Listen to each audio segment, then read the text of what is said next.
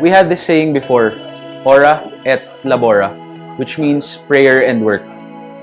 Years back, I would never have thought that I could achieve this dream, and now I'm here. If you believe, pray, and work hard enough, you can achieve it.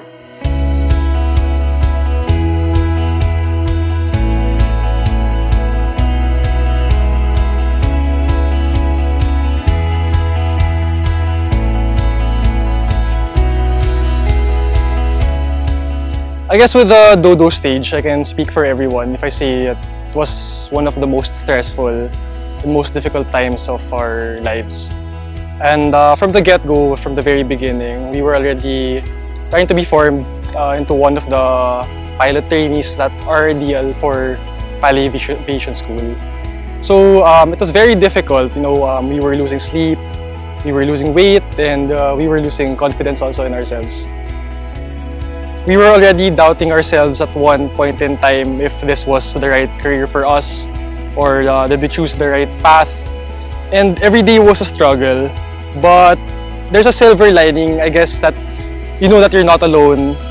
Knowing that there are 14 of you, it's like you are 14 pillars holding your dreams together. So if one pillar starts to crumble, it's as if everyone will try to hold everything up.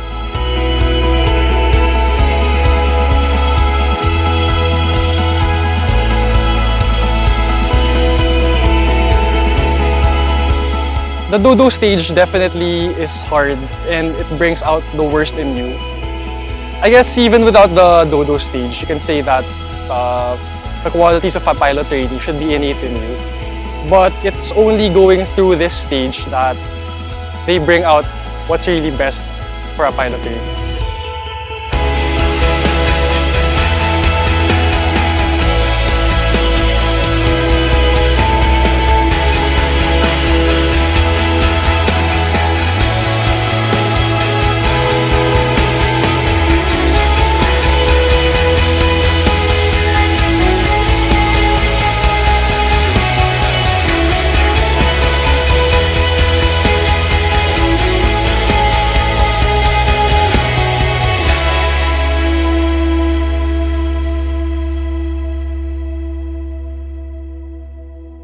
Yung ground school namin medyo shocking kasi it's always constant pressure. Pero every time you pass an exam, it's like parang lotto winner ka lagi. So that's a good thing about it. And simulator, it's fun, it's overwhelming. And survival swimming namin is yan yung after the exam, yan yung parang stress reliever namin. So we always have a good time after it. Even though it's a short 2 months yung ground school namin, it's a really, really good experience.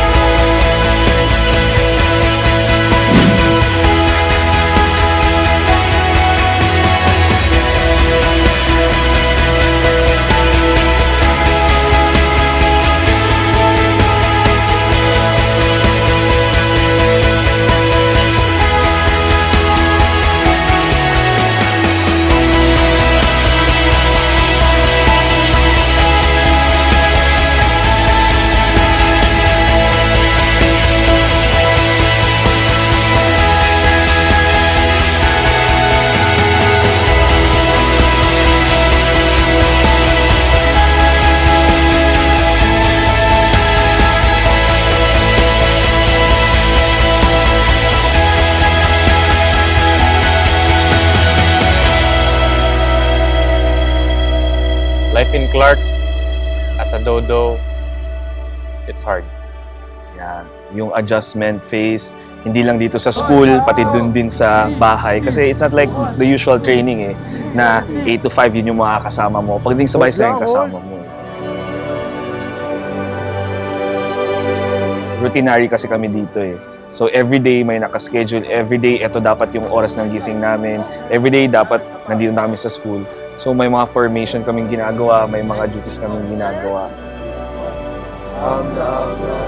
Before we start off any day, nagsimula kami with a prayer. Yung mga duties, importante din yun as pilot trainees. May mga TKAs din, mga technical knowledge exams na at random, any time of the day, bigla kang tatanungin na dapat kaya mo siyang sagutin in a blink of an eye.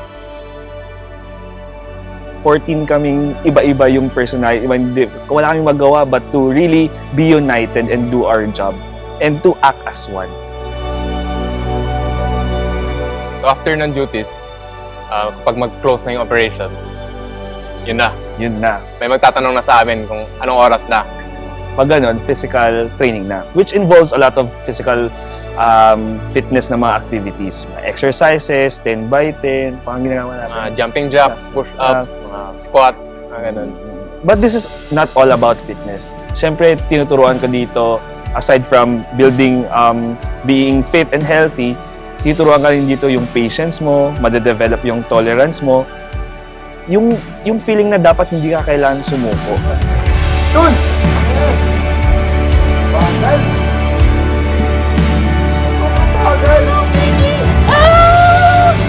Oh. Han!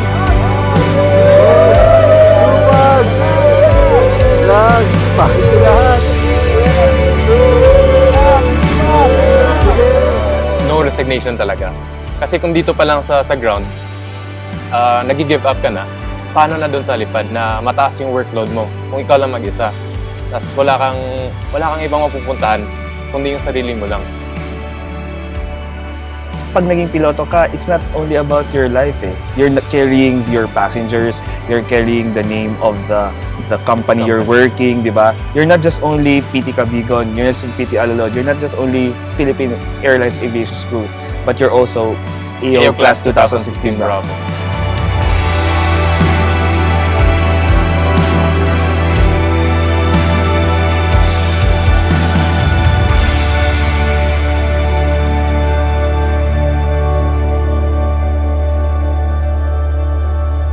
Joke monitor. Candy monitor. Best buddies In in Palaw. Marami kaming fun moments dito sa Palib. Ikaw ba, anong favorite moment mo sa Palab? Sarapan ng hangar tayo nun eh. Daming kasalanan. Tanda ko nga yun. Ako, favorite moment ko, sayawan. Sobrang daming sayawan. Tsaka kantahan. Hindi mo mawala yung kantahan eh, no, bud? Palab Boys Choir. Palab Boys Choir. Oh, two proud members. Two proud members.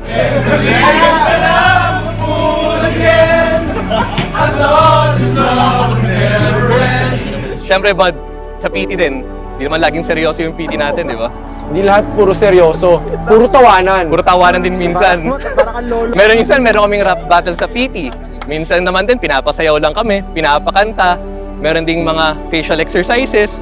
Kasi minsan dito sa training namin sa Palav, hindi mawawala yung kalokohan eh. Kahit gano'ng kaseryoso, kahit gano'ng ka-disiplinado kami, pamilya pa rin kami dito. We look out for each other at syempre gusto din namin na masaya lang. Tama ba, bud? Tama, bud. Yeah. You the man, bud. Bud, you're the man.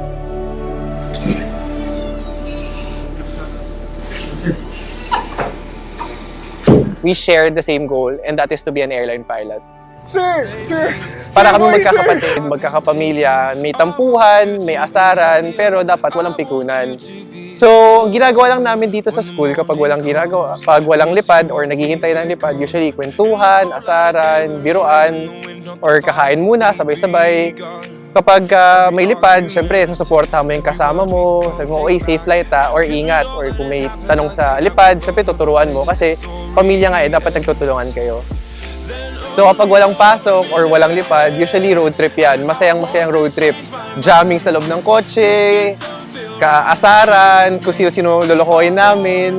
Tapos usually punta yan Baguio, Subic, or mag-beach kami, ganyan.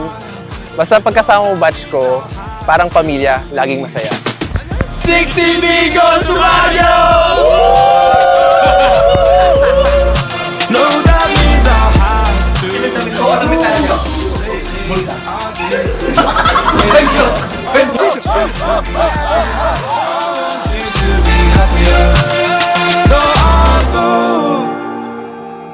So at first, we were all unfamiliar with each other. All we had in common was our passion for flying and our willingness to learn. So we had different stages in our training phase. We had our ground school, simulator, and flying phase. So dito lahat to pinagdaanan namin sabay-sabay.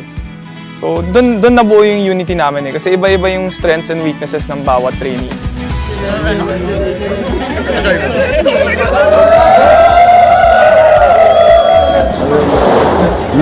Sarap! Pero ngayong araw, ako pinakamagaling. Dapat sa akin to. So the mentality of our batch was, you are as strong as the weakest member in your team.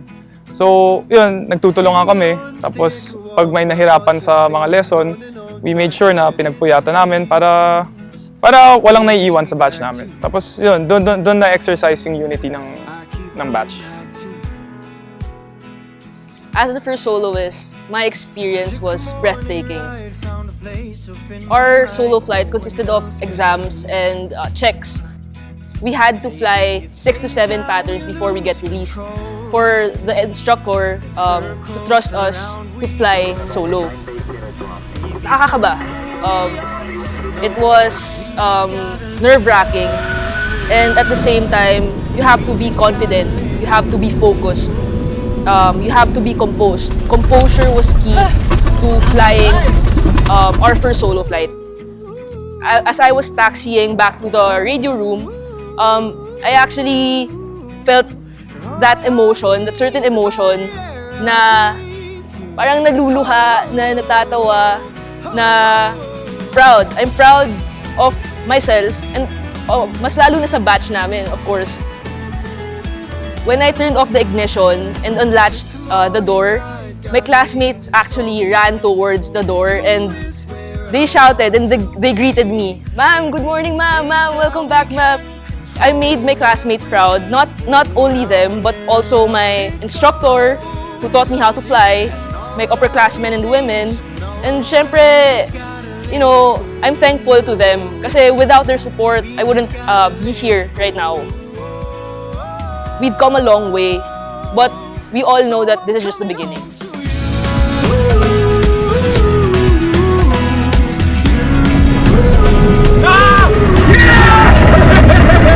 Actually, the best feeling in the world, medyo cliche siya pero totoo talaga siya eh.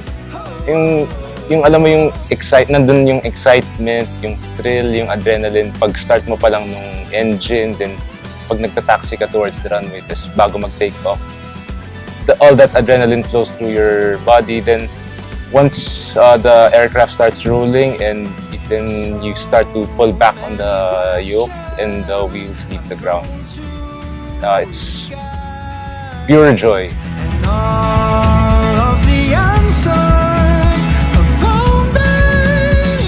And once naka-cruising ka na, yung cleared ka na of traffic and you've done all the little things, yung after nung lahat ng adrenaline na yun, there's this sense of calm.